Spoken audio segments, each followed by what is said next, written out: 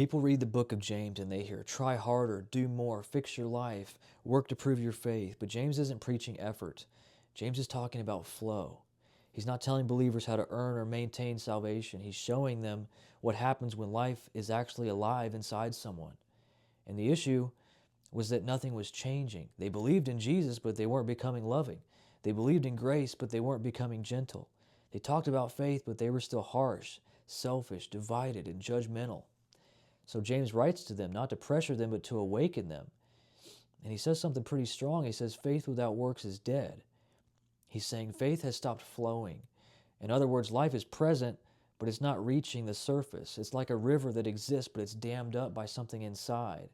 Faith is there, but it's blocked. Trust is present, but it's guarded.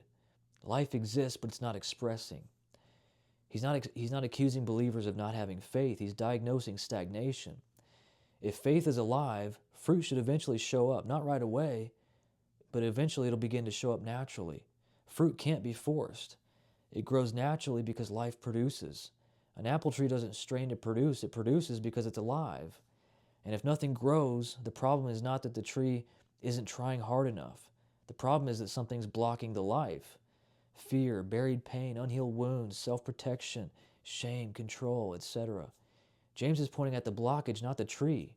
He's not saying you're not a Christian. He's saying something in your heart is not flowing yet. Then he says even demons believe, but he's just making a distinction here. There's a difference between knowing something and living from it. Facts about God don't change you. Trusting God does. Knowing about God doesn't transform you. Knowing Him does. James then talks about Abraham. Abraham was declared righteous long before Isaac ever existed. So James is not saying works make you righteous. He's saying when righteousness is real, it eventually becomes visible. Paul explains how righteousness is received. James explains how it expresses. They're not in conflict. They're telling the same story from two perspectives. James is teaching you're not saved by works. He's saying real life will eventually produce fruit, not through pressure, through overflow, not by striving, by life. And if fruit is missing, James is not threatening you, he's inviting you.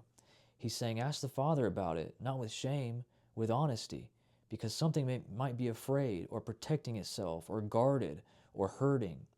And until that place heals, love won't flow freely, not because you're not saved, but because you're not safe yet.